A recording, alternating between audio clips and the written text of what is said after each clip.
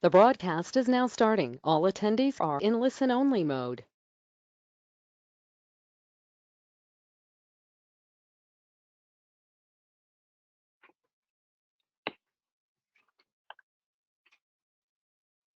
Hello, everyone. I want to thank you all for joining our webinar today. This is Tad Radzinski, and I'm going to be hosting this and kicking it off. We do have a lot of people signed up, so we're going to take a minute here and let people continue to get signed on as I run through some of the logistics in starting in just a minute. So for those of you that are listening, thank you for joining, and we'll be right with you.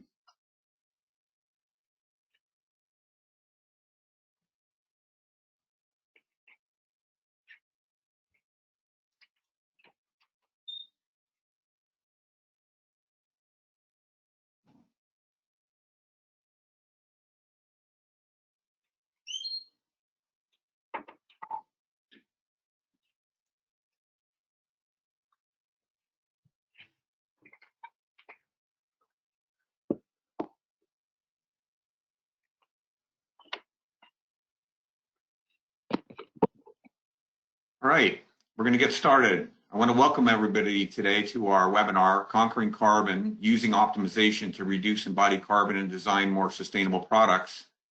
I'm excited to be hosting this today, and this is Tad Radzinski, the Certification Officer for Green Circle Certified. So welcome to everybody that's been attending. I hope everyone is staying healthy and safe. I know we're in some pretty crazy times right now. And just a few housekeeping things before I do get started. One thing I want to let everybody know is, we are working in really unprecedented times right now where many people are working remotely, many people are working, online, and everything's being done over the web. We have almost 800 people signed up for this webinar today. So if you do experience any connectivity issues or other challenges due to just, internet or other things, you don't need to worry because we are recording the webinar and we will be emailing out a link to the recording as well as the slides that are being used today. So no worries if there's any issues logging on or you get kicked off or anything like that. You will be getting this if you are registered for the webinar. So everything will go smoothly there. The other thing is we have 4 of us presenting today, and we're going to actually have everyone go through their presentations. So what I would like to ask you to do is during someone's presentation, if you end up having specific questions about that, please type them into the chat box or the the question pane, and we will be answering questions at the end. We're hoping to have about 15 to 20 minutes for questions at the end. So please just put them right into the question pane and we will get to those. And if we're not able to answer all of them, we will respond to questions as well after the webinar is done. So anyway, thank you all for joining. Very excited to do this. Just a quick note that for those of you that need AIA continuing education credits, this webinar is going to give you just that. And these are the instructions on what you need to do at the end of this. We are working with the continuing architect, and they're actually going to send information to us, which will be sent to you, which will allow you to log into a TCA account, which they'll provide a temporary password. You'll be able to put your AIA number in there to receive credit. And this will all be sent out to you along with the recording and the slides.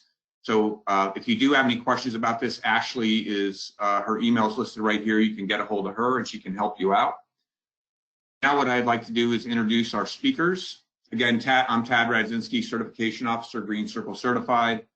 We're going to be hearing today from Amy Musanti from Asa Abloy. She's the Business Development Director for Sustainability there. So we're going to hear a great presentation from Amy. We also have John Bradford, who's the Chief Science and Technology Officer for Interphase. And we're going to hear about some great things that Interphase is doing to go to the next level when it comes to optimization and improving and making more sustainable products. And then we're going to hear from Wes Sullins, who's the Director Lead at US Green Building Council. So I'm really excited to have these speakers with us today. The other thing I wanted to let you all know is we did a webinar, part one of this, called Conquering Carbon, Evaluating Embodied Carbon in Products for a Sustainable Future back in October, right before Greenbuild. We did record that, and it is that recording is on YouTube, and we will include the link to this in case you didn't get to join that one. And what I'm going to do is, since we had a part one to this, I'm actually going to run through a couple of slides just to kind of refresh everybody's memory about what embodied carbon is and some of the key topics. And then what you could do with that is, you know, if you do want to go back and catch the first one, you'll have the ability to do that. So the first thing that I want to do is I do want to talk about embodied carbon. What is it? You know, we hear this all the time, and the simplest way to put it is embodied carbon is all the energy that is consumed in the very beginning of making products. So it's the raw materials, the manufacturing, the transport, and the installation phase of a life cycle assessment. And we measure embodied carbon in global warming potential. And basically it's the carbon dioxide that's emitted during, you know, the production of the raw materials, the manufacturing, the transport, and the construction of building materials. So our embodied carbon is a really big thing. It's something that we really need to think about. It definitely has a major impact on buildings. Operational carbon is actually the carbon that's created when we use the energy in the building. So every one of us on this call is probably, you know, paying an electric bill, you know, using natural gas or propane or fuel. So we're actually emitting carbon just by using energy in our buildings. And it's important to note also that embodied carbon is, there are products that you can really just look at embodied carbon, but there are products also that you have to look at embodied carbon and also what their effect is on operational carbon. For example, insulation has a use phase energy benefit, so you have to think about that. So one thing we think about when we're talking about embodied carbon, we want to understand where are the products and the systems and the divisions within a building where embodied carbon is important. And our sister company, Sustainable Solutions Corporation, actually did a whole building life cycle assessment to understand where some of these embodied carbon impacts were occurring. And they looked at various CSI divisions and they modeled a whole building. And these are the results. Basically, if you look over here, you can see this is global warming potential, again, showing the embodied carbon within the products. It's measured in kilograms of CO2 equivalent. And just like we would suspect in a brand new building starting from ground up, the building structure is going to have the largest impacts. That makes up over half the pie here. The green, the purple, and the blue represents masonry, concrete, and the metals, the structural steel. However, what's really important to note is when you look at this little segment here, this blue basically represents all the finishes, and some of these other ones are openings. So then we come over here to this graph and we can see, if we're trying to take this slice and divide it out, we can see that flooring, doors, ceilings, roofs, all these different things have an impact on the building embodied carbon. So if you're thinking about embodied carbon and you're trying to figure out how to design buildings around this and pick products that have lower embodied carbon, you might want to be focused in on those products that fit in, you know, some of the higher impact categories. And that's why I'm excited to have John from Interphase and Amy from Asabile, because they both, their products end up on this pie chart here. So really important to hear from them on what they're doing to make their products more sustainable. The other thing that I want to point out here is if you look at this spider graph right here, you can see here, this is a real life example of an optimized product. One of our sister companies, Sustainable Solutions, actually did an LCA for a building products company. The blue represents the baseline. The green represents what happened after the company optimized the product. So what they did in this particular case, they integrated closed loop recycled content. They did some things in the manufacturing plant to reduce energy consumption. They dematerialized the product a little bit, which means they used less materials. And you can see here we had a 33% reduction in embodied carbon in global warming potential by making those changes. So this is what a sustainable and optimized product looks like from a life cycle perspective. So all of you that are on here that are architects and designers, if you're really interested in this and you want to start pushing the building product manufacturers to do more, you should write it in your specifications. Here's an example for carpeting that would different specs that you could actually integrate. Here's some language about putting the requirement in for having EPDs and then using that to assess both embodied carbon and optimization during the bid selection. You could also put things in about, having carbon footprint reduction, recyclability, closed loop content in there, looking for third-party multi-attribute labels, et cetera. So just an example of what you could do as a architect to drive this. The other thing I wanted to show quickly here are at Green Circle, we actually have two things that we've been doing for a while. We have our certified environmental facts label that looks like a nutrition label for building products. You can see here's the Interphase label, which shows what they've been able to do with product optimization on their glassback RE product. You can see here 32% reduction in embodied carbon, and then they also have reduction in a couple other impact categories.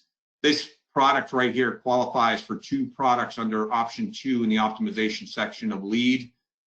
We also would verify a lot of the things they did in their manufacturing plant to help drive some of that. And I know for a fact that this product was optimized by integrating closed loop product. It was optimized by dematerializing. It was optimized by improving energy efficiency and using renewable energy. Same thing with ASSA ABLOY. Amy's going to talk about their sustainable product innovation program that they utilize to make their products more sustainable. And here's an example of a product that went through that. And you can see here, this is also something that has been optimized and certified by us. And I will say we've been working really closely with Wes Sullins and his team to help us figure out the best way to document these things for LEED credit. And it's been really great working with USGBC on this to get their input on our certifications so this can all be documented. And we've also been working with USGBC on making sure that this label that you see here can satisfy multiple credits within LEED and including the new pilot credits, which Wes is going to talk about.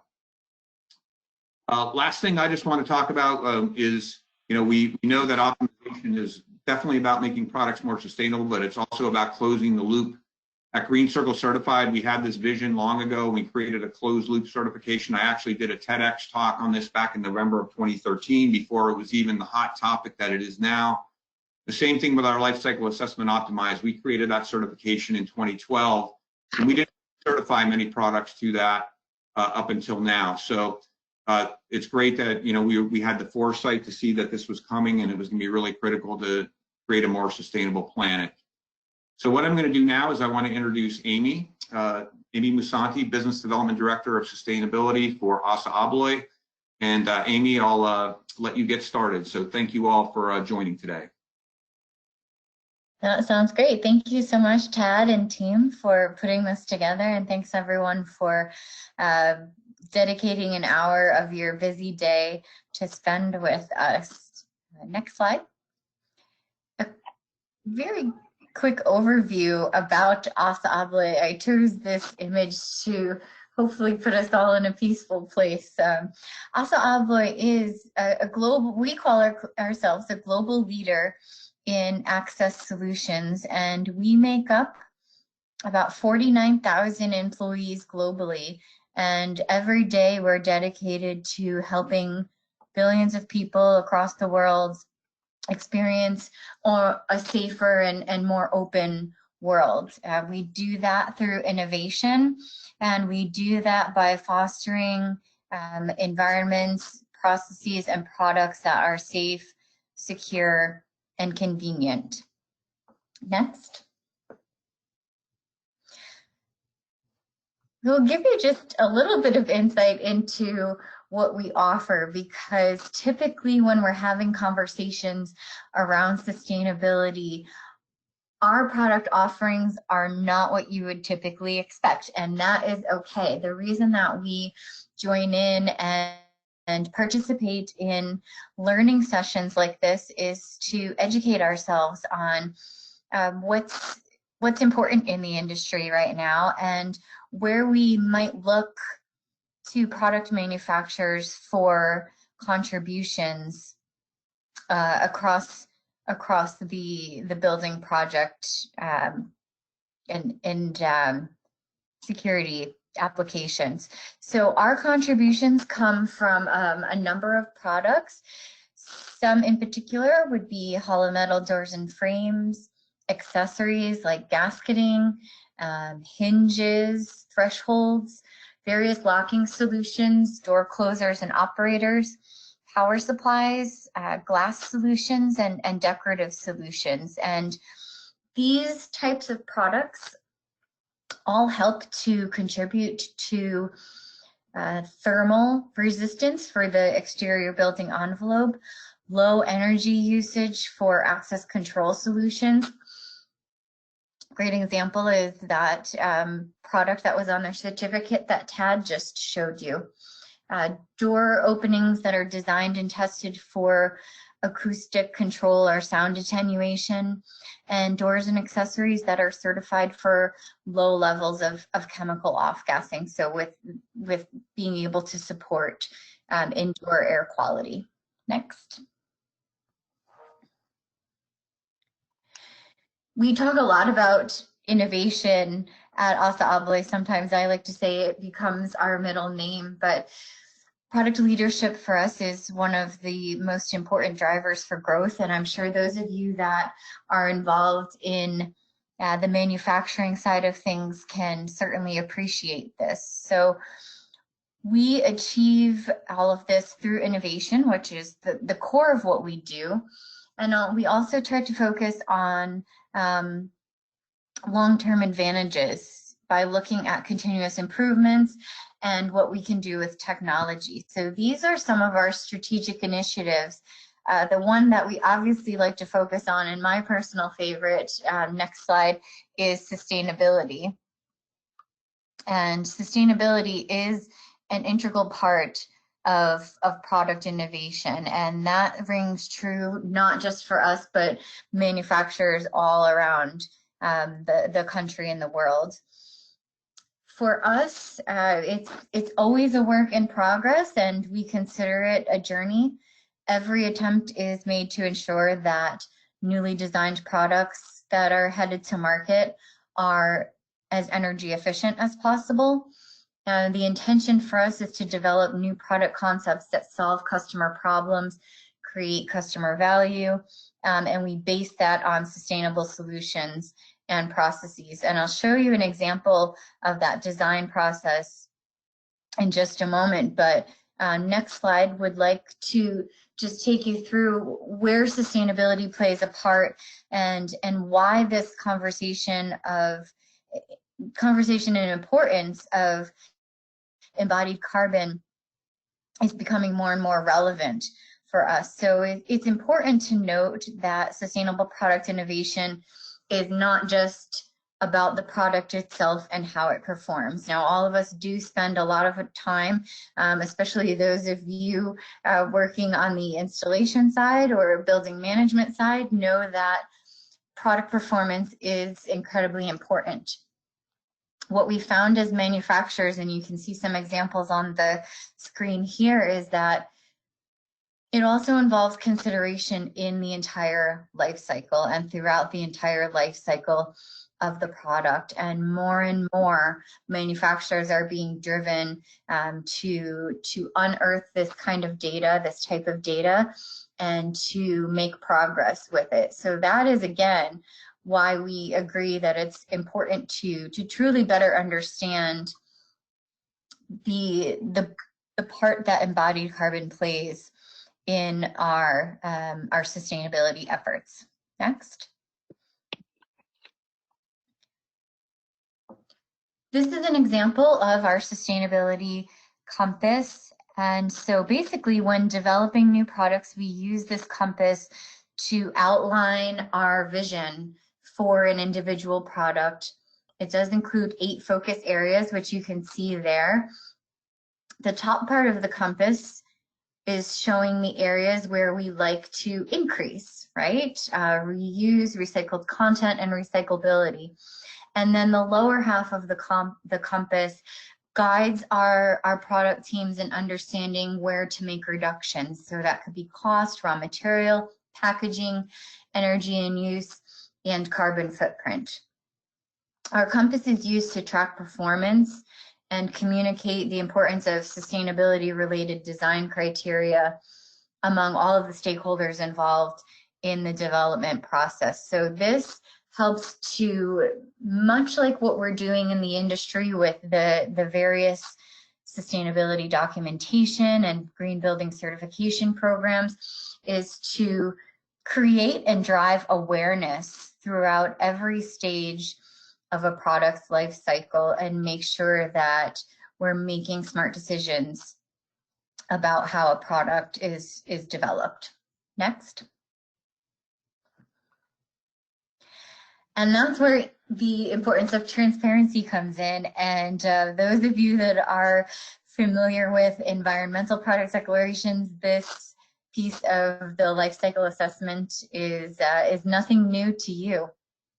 But the importance of sustainable design really does go hand in hand with the importance of how transparent a manufacturer can be. And that's something that is something that we work on a regular basis. Those of you that are manufacturers know that very well and can appreciate that.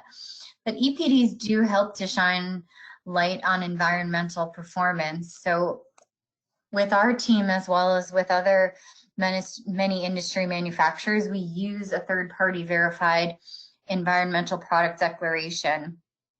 And what's helpful with the embodied carbon discussion is that these documents are a standardized method of quantifying the environmental impact of products in terms of multiple stages throughout the life cycle of the product. But in the case of embodied carbon, when we're looking at that raw material supply through when the product makes it to its installation. And it's important to also remember that including an EPD, it doesn't necessarily mean that it's an environmentally friendly product, but the declaration, the life cycle assessment does present sustainability performance, and this is the type of data that provides guidance not only for our teams internally, but for our customers as well. And that's what's really important, is to have those types of resources that you can use for your guidance along the way in your decision-making process. Next. And so to wrap up this section, I'll just say that I'd like to encourage industry leadership by all. That's our ask of our 50,000 strong at ASSA ABLOY, and for the rest of you, is to continue to raise the standard of green and progressive buildings. The demand for more resilient building products is fueled by a lot of strong growth in the industry and around the world.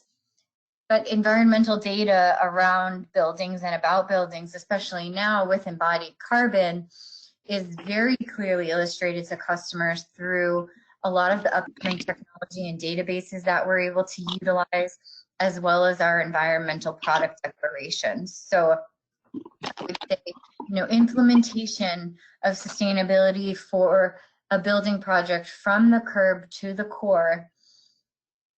Let's take into consideration what that looks like for products that have large and small footprints visually within the building, because that embodied carbon footprint is going to be something that looks a little bit different.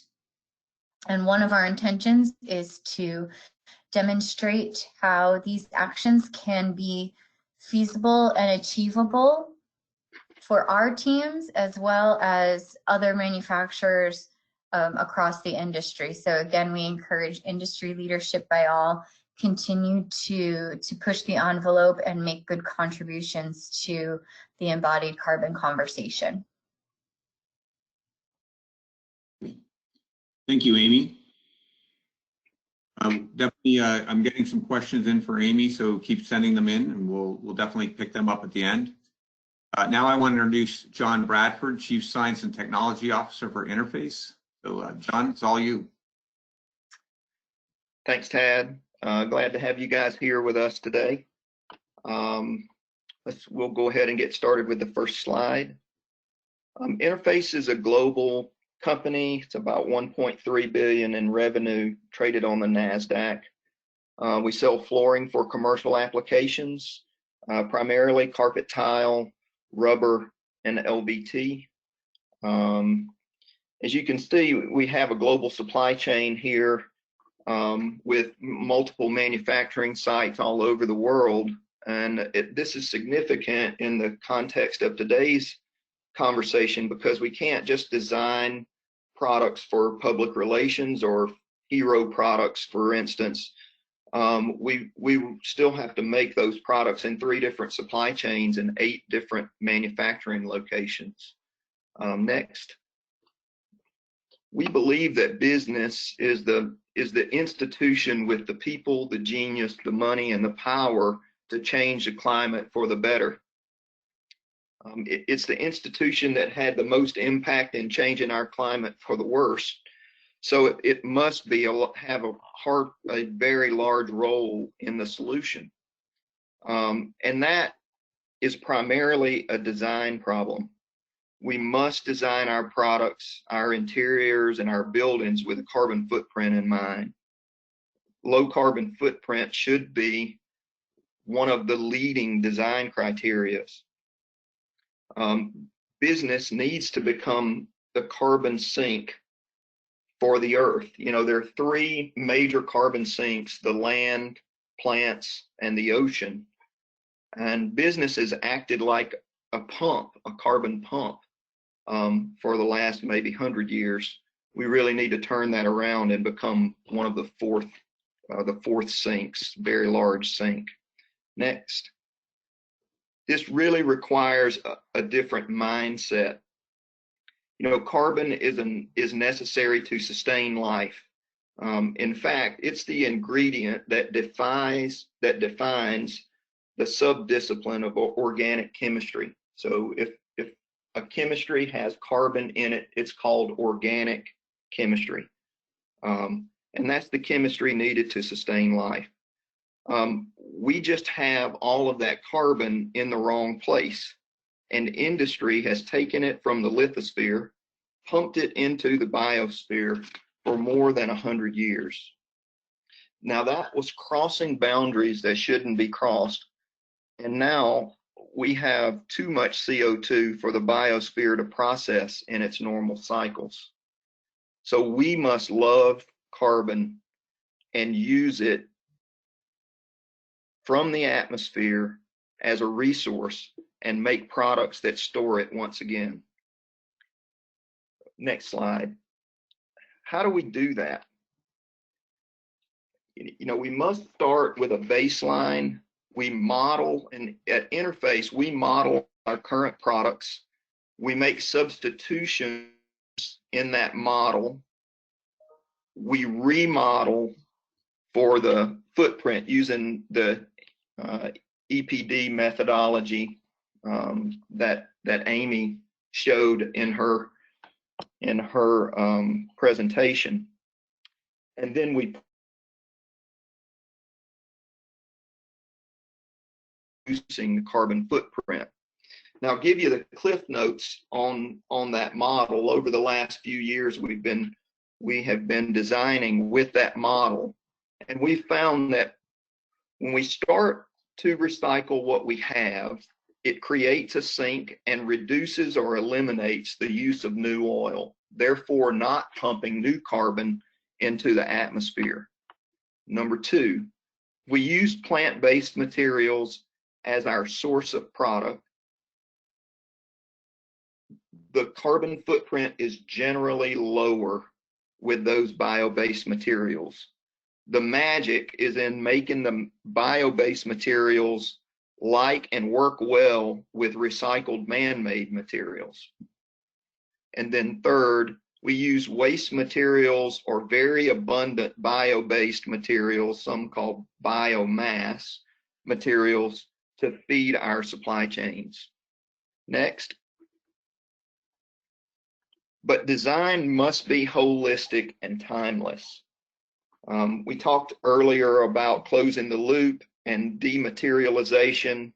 You know, getting a lot done with a little bit of stuff is the essence of good design. And the carbon footprint must be in that design criteria. As we can get better and better performance with lower and lower carbon footprints, that is the essence of great design. Next slide. Let's talk a little bit about the Interphase journey. In 2016, we declared a climate take-back journey at NeoCon. In 2017, we produced what we call the proof positive tile. Actually, inside the company, we had a major debate going on as to whether a climate negative product was actually achievable or not. And the proof positive tile was actually the edification of that journey or that argument. In 2018, we launched the first carbon negative backing in Europe, circuit back green. In 2019, we started to capitalize machinery around the world. That's just a big word to say we were designing and buying large machines, manufacturing machines around the world. We're approaching $100 million of capital in that project. And in 2020, we will launch the first carbon negative carpet tile. Next slide, please. Now let's get into that a bit. We have talked a good bit about embodied carbon and operational carbon. Next slide. Let me break that down for you in the form of a product. Next slide. Oh, there we go. First, embodied carbon is designed in. The manufacturer has complete control of the embodied carbon in a product. It's the carbon emitted from the wellhead through transportation, manufacturing, conversion, packaging. It's essentially the product sitting on the back door, packaged and ready to be loaded on a truck. Some call this cradle to gate, and the gate is the back door of the factory. This makes up a product's footprint. Second is operational carbon, and it's the user's responsibility. It's the installation, the transportation, the waste, the maintenance, the removal and disposal of a product. Some would call this gate to end of life. Now, when these are added together, it makes up a product's entire life cycle. And just a note, for years, Interphase has been offsetting the entire product life cycle of every product sold under the Carbon Neutral Floors program. You know, there have been a lot of programs up to now addressing operational carbon, but hardly any exist today addressing embodied carbon. The EC3 tool and help from friends at Green Circle, Green Building Council in giving credits for work on embodied carbon will help you address the design phase with manufacturers. It's when we start to specify against embodied carbon that manufacturers will start to listen. Next slide. This will compel business to get on board. And manufacturers can work with carbon. You know, Interphase has deployed 3 different methods for using carbon in our products and storing carbon in our products. Let me talk about a few of those. One, we've worked with a company to take CO2 from the air. They take that CO2 and convert it to CO, carbon monoxide, which is a precursor to acetic acid. And acetic acid is the precursor to what you guys know as hot glue. Hot glue that goes in your hot glue gun. That in the plastic world is called EVA and comes in 2 forms. There's a hot melt form, just like your hot glue gun, but there's also an emulsion form that's very much like Elmer's glue. That hot melt version can be used in carpet backings and the emulsion version can be used in carpet latex. Both of these are deployed in the carbon negative product that we will launch later in the year. Number 2, when trees breathe CO2 and give off oxygen, they also mix that CO2 with water and make carbohydrates. For instance, a carbohydrate running through a tree is kind of like the blood through its veins. You know it as pine sap in a pine tree, or natural rubber in a rubber tree, or maple syrup from a maple tree. These carbohydrates can all be used to make plastics because the key elements of the chemistry are there, carbon and hydrogen, just like they're there in oil, which is also a hydrocarbon using hydrogen and carbon. It's the same stuff, just put together a little differently. So one of the plastics in the backing is actually made from tree sap of the Interphase product to launch later this year. The third use is biomass, and we can take biomass of all types and heat it in an oxygen poor environment. And that creates a product we have called concentrated carbon. Can use this for a filler in the product, and it stores carbon in the products not to be released because the products don't degrade very easily, and they're able to be recycled in that closed loop that we created as a sink. Next slide. Just know that all we are learning about these things are being applied to all of the products across the Interphase companies. Both the NORA products are starting to, all of the NORA products are starting to use more natural rubber, and our LVT products are using recycled materials and closing the loop, also looking at bio-based materials as well. But many of these concepts we spoke about today can be applied to other products and other industries. We need your help, though, in creating this demand to make the right difference. Go sign up to use that EC3 tool. It's free. It can help everyone get moving in the right direction, or start asking more about carbon footprint and start to model your jobs and your products. It gives us insight to move in the right direction. With that, I'll be available for questions at the end of the session. Thank you, guys. Thank you, John. That was great. You're definitely getting a few questions here, which we'll pick up after Wes is done. So I want to introduce Wes Sullins now. He's a LEED fellow, and he's the director of LEED at U.S. Green Building Council. So Wes. Thanks, Tad. Great presentations, everyone, and thanks all for joining. If you go to the next slide, just wanted to start with a real brief, the next one, Tad. Yeah, there you go. Just a connection between USGBC, and I know a number of probably folks on the phone have LEED projects, you're working on projects, and of course we're in these unprecedented times. I just wanted to let you know a couple of things happening at USGBC.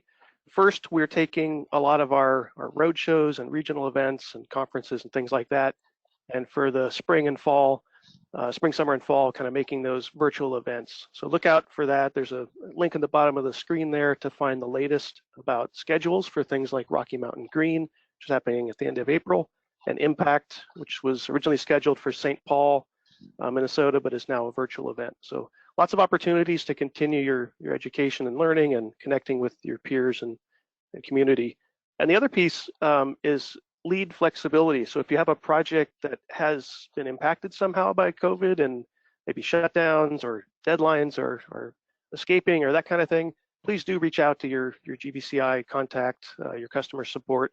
We are working with project teams to make sure that all of that is resolved and giving quite a bit of leeway given the situation. So please do that. And we will connect again at the end of the year. We're still planning to have Green Build, our big annual international conference. Still planning for that to be an in-person event in November, and we'll feature a lot of things we're talking about, including living standard and our visions for LEED of the future and things like that. So please continue to be connected, and we'll have more coming later in the year.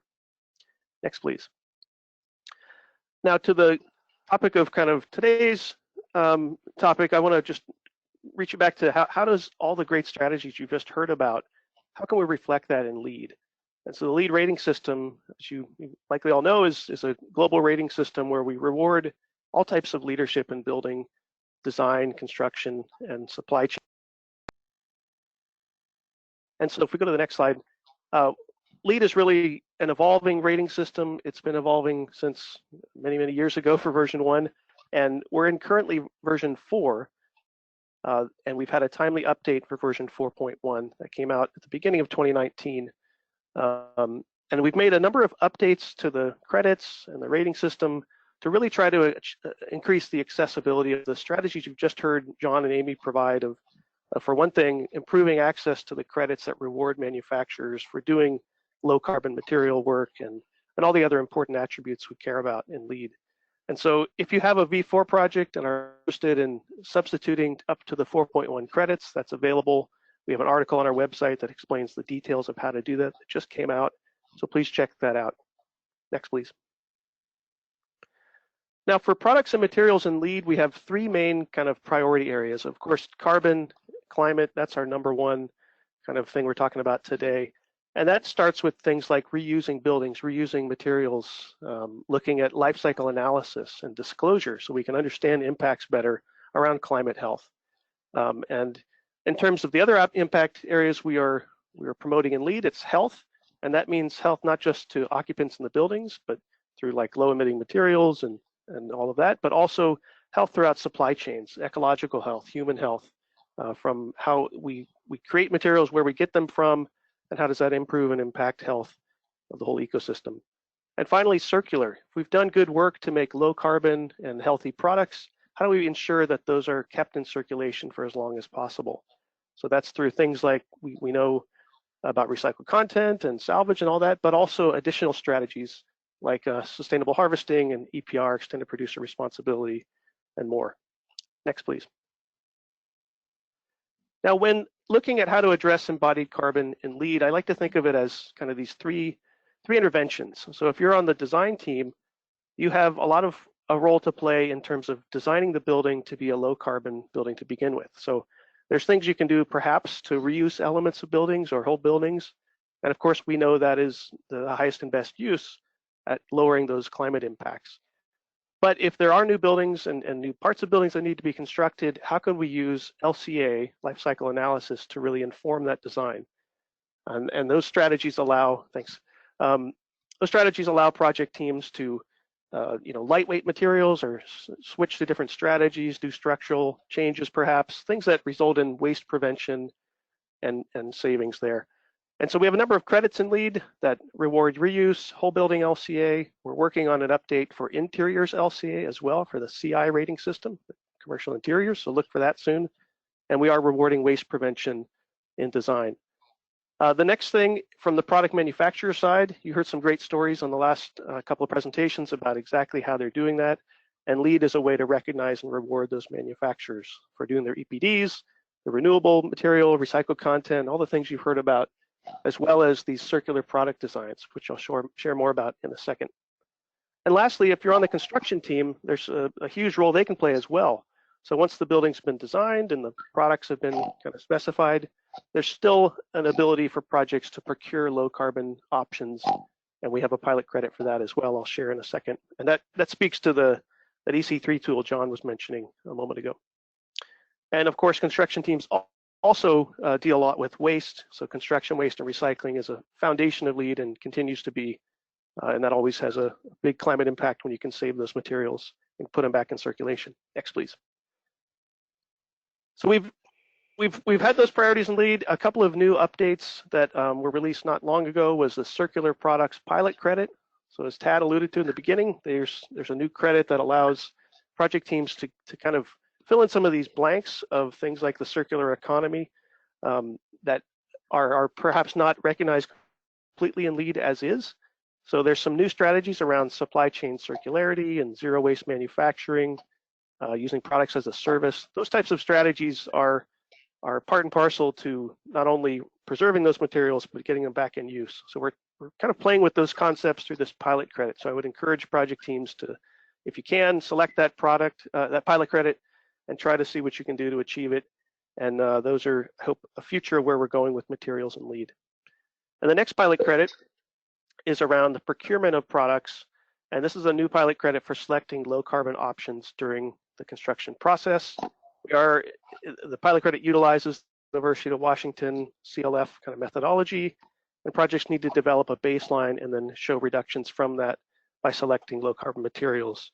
One pathway to do that is through EC3, but you can also use other tools as well. Next, please. And then just to kind of, one last thing, all of this is super important, but we need to scale up and get more and more projects selecting these credits. That's our view for LEED, is to make these product related and low carbon related credits some of the most achieved in the rating system. So something we announced at the end of last year and is kind of piloting right now is an initiative called Better Materials, which is two things. It's a tool that we've developed through GBCI to help unify the search. So we're creating sort of a kayak.com, if you will, of search engines for the big product databases out there. And so you can go in and search across multiple programs, databases, and find products that comply with LEED. And the second piece is making the verification for LEED documentation eligible out there for everyone to use. So currently the way it works is a project team will select materials and submit their kind of catalog to the GBCI for their LEED review. And you may not know if those products meet the criteria until after the project is all done or close to finished. So the idea here is to take that review GBCI does of products and put it out front in a place where all of us can access it and know if a product is going to meet those criteria. Next slide, please. And the search platform we've got today is integrating these 4 major databases, and we're working with partners to add a couple other as well. Next. So you can go to the bettermaterials.gbci.org, and there's a search field there, and you can start to search for products and look at across, again, these platforms to find products. And right now we're working with Interphase, Assa Abloy, and a number of other manufacturers to get their verified for LEED documentation uploaded to these sites so that it's making the selection and finding these products easier than ever. Please. And finally, the progression, the continuum of leadership we find at LEED is something I just wanted to share. We start with ARC, which is now a free tool for everyone. I just wanted to put a quick plug, because if you find yourself having a few extra minutes, perhaps, you can log in, and ARC is now free for everyone to use. And you can start checking your own building or your schools or whatnot, and start cataloging and playing around with those tools and using ARC to score performance in buildings. Then the next step on the ladder is, of course, LEED and our LEED rating system, but we've also got a new offering, LEED Zero, which has carbon as an attribute, as well as energy, waste, and water. So LEED Zero is a kind of a way to show progress beyond even just certification, starting to really zero out the impacts from these categories. And finally, LEED Positive, we'll have a lot more to share at the end of this year, but that's our vision for a regenerative building future, going beyond less impact and zero impact to actual positive outcomes. So more to come on that later in the year. And the next slide just has some resources and websites. So when you take a look at the handouts and slides, please look at those links on the next slide. Thank you. All right, great. Thank you very much, Wes. Thank you, John and Amy. We are getting a lot of questions in here, so we're going to move on to that right now. And Wes, since you presented last, I'm just there was 1 or 2 here about some of the LEED standards and whatnot. And one of the ones that someone asked, are there plans to release more clear or standardized baseline buildings for the LEED WBLCA credits? Yeah, great question. We do have some updates that are being made to the reference guide, but I would also point to the sample documentation for LEED version 4.1, which has an updated LEED form. And so actually, if you go to usgbc.org/articles, you can find, I think it was just published a couple of days ago, how to use the substitution for LEED credits for 4.1. And in there, there's a link to download a sample form, and the whole building LCA form has been greatly revamped and has a lot more information there on how to document things. So hopefully that's one start to it, and we're working on making other updates too. Okay, excellent. Next thing, we had a question for you, Amy, about are you doing anything around considering more bronze or copper finish options as part of your sustainable design? Or That's a great question, and yes, that's we're always kind of working towards different milestones on the roadmap, and certainly the types of core materials that we use always comes up in conversation, and yes, those are areas that we continue to research to understand what types of materials would work well for a responsible building that will not affect the integrity of the product at the same time. So yes, that is something that we're working on. okay, great. John, there's one for you. It says, how is circularity affected by use of biomaterials as filler? Are these products just as easily recycled as fossil-based products? Yes, a great question. And yes, these products are easily recycled. As long as you stay in non-reactive chemistry, recycling can be achieved. It's just a matter of how do you reach a purity level enough to be able to recycle the product, and our processes take that into account in the design. Okay, excellent. And one more for you, John, that I saw. Can reclaimed carbon be used to manufacture polystyrene?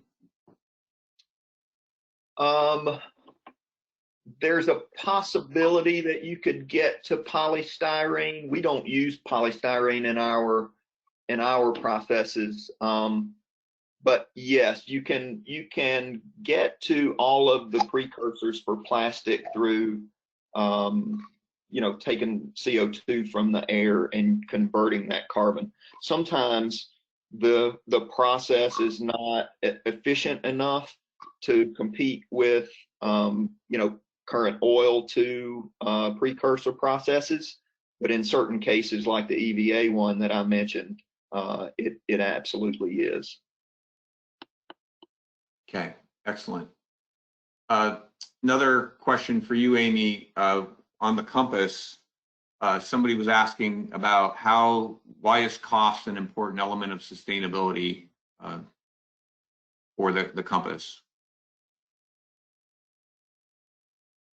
Cost comes into play as far as sustainability, because what we're able to do is when we can reduce costs in manufacturing and developing a product, we can share those reductions with our customers. And one of our intentions around keeping cost as an important element to reduce is we don't want the industry to have this, to have to follow this idea that a product that is more energy efficient or more sustainable is also a higher price point.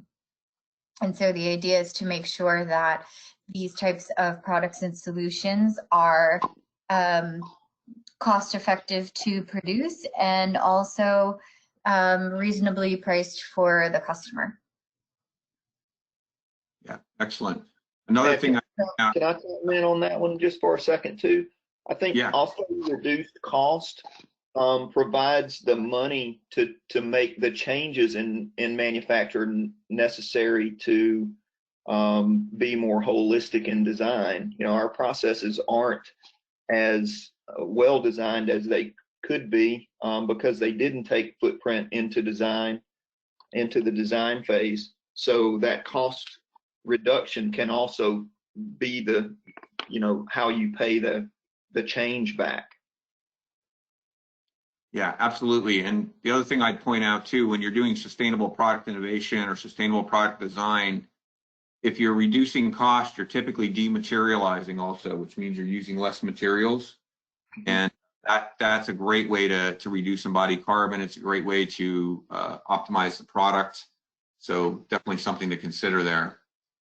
On the note of cost, John, there was another question that came in, and it was basically around the fact that a lot of times, you know, there's companies like Assa Abloy and Interphase and others that are doing great things in terms of creating these really amazing products. But then when you go into starting the construction of a building and the GCs try to sub out your products for lower cost ones, there was just a question: is there any strategies around that on, you know, how to try to, you know, maintain that that the products stay in, the greener products don't get value engineered out? Well, one is, you know, we need help from the audience in writing those type specs, and we can defend those specs accordingly. That would be number one. Number two is there are ways that many of these material substitutions, one of the ones for like concentrated carbon actually lowers the weight of the product. It takes the mass out of the product and it makes the product stronger, very much like carbon fiber did, you know, for airplanes.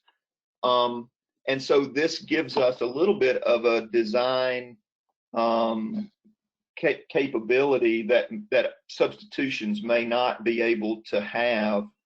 And that gives maybe a little bit higher performance rating and not so easily changed out.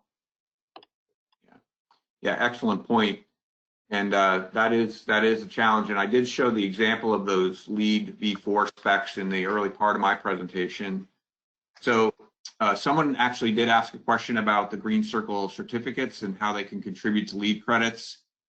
Basically, the important thing to note about Green Circle is we are doing everything that we do is third-party verified. So if manufacturers are making claims like Assa Abloy or Interphase, like the examples I showed you, our team is actually collecting documentation, verifying that the claims and everything that are being touted by the company are true, and we're verifying all that. And those certificates, like the Certified Environmental Facts or the certificate that showed the reduced embodied carbon and the other impact categories, those are recognized by GBCI.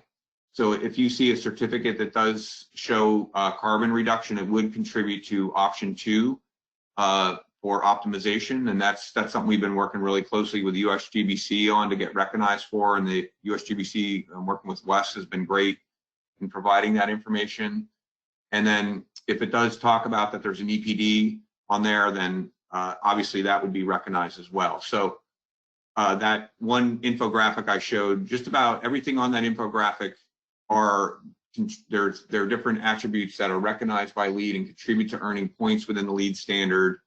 And if you notice also the interface label, the CEF, a lot of the attributes that directly contribute to LEED were green, and that was a request by USGBC and the GBCI to make it more clear.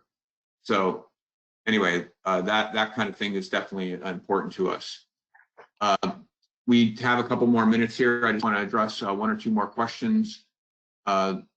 There's another question here, Wes, about LEED pilot credits. It says they focus on actual products. Has there been any consideration to procuring from companies that also walk the talk? For example, they have science-based targets, for instance, you know, not just the actual products. I don't know if you guys have thought of that.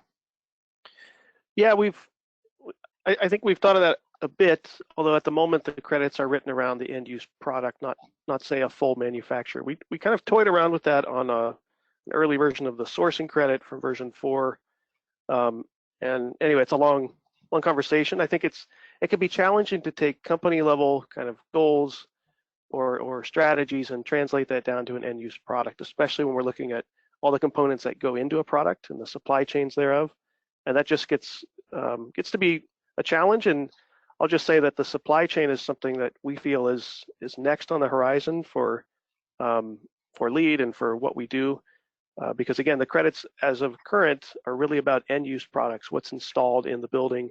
And we know there's some great strategies and innovations happening down the supply chain and throughout the manufacturing that we're looking to reward more. So stay tuned.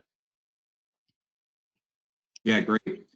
So it looks like we're running up against our time here. I want to thank everybody for joining today. Like I said, you will be getting the recording and the link and the slides, as well as the information on how to get your AIA credits.